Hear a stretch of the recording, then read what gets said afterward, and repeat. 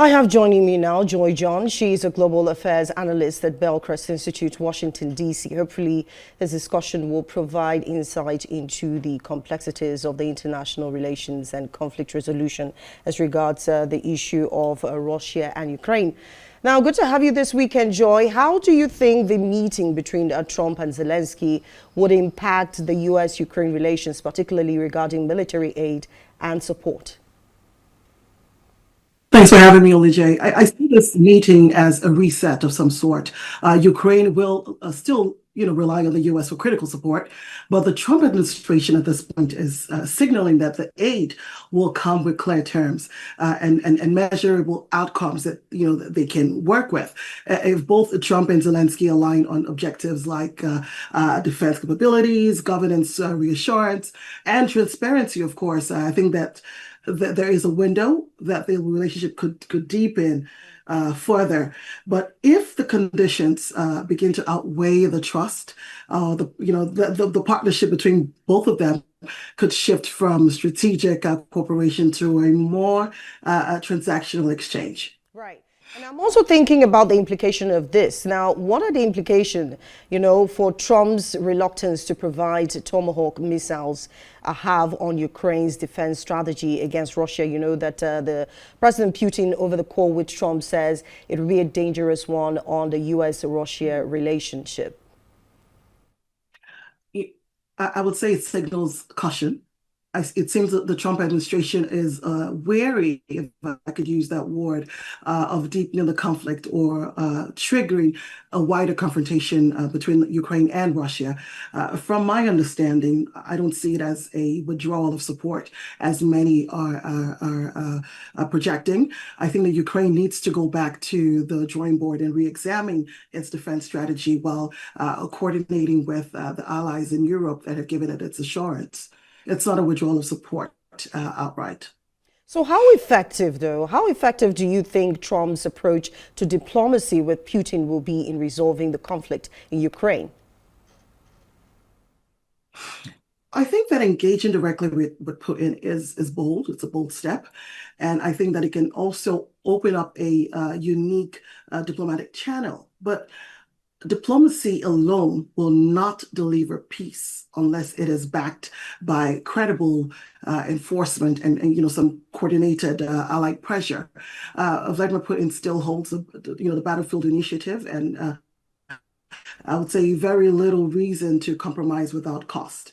So while this approach may yield a pause in hostilities, I think that achieving a durable resolution will require a one-on-one talk with the parties involved.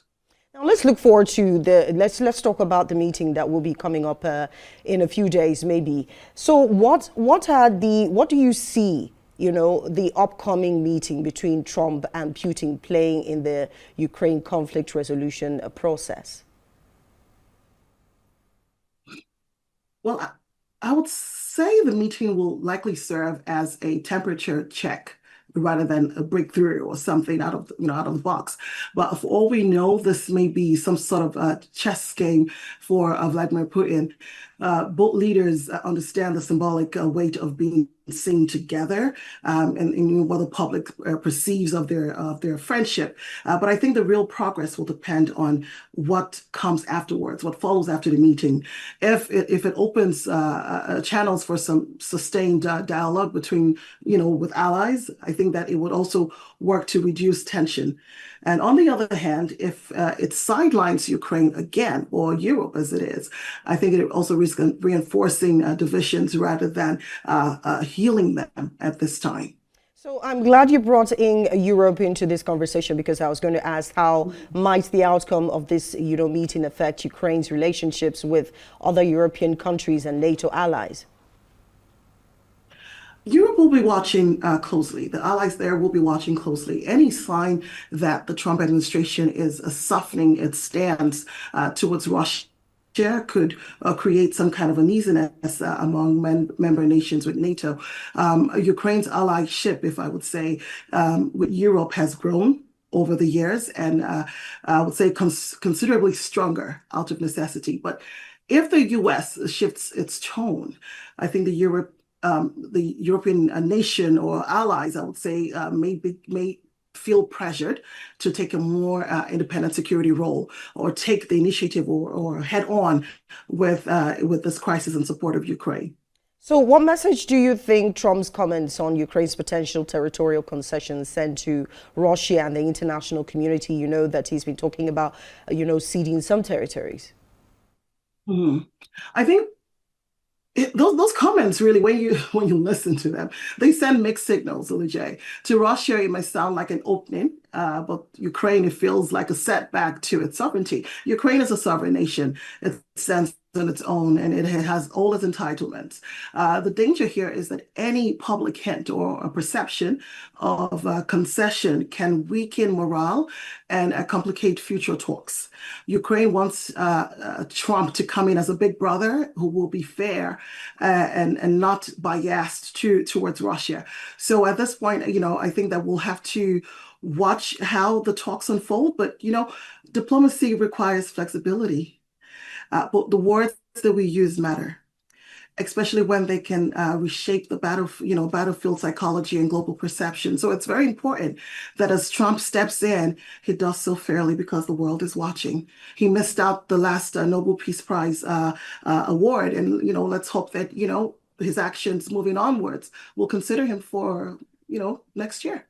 Now, I want to pick you up on this, what you think about Ukraine's military strategy, how it could change in response to the US's position on providing long-range missiles. Yes. So, of course, when there's a ceasefire, it could put an end or a pause somehow to the fighting, but it would also leave Russia in control of the areas that it has already captured. One. And what this implies is that it would leave Ukraine in a weakened negotiating position and raise questions about international law and deterrence.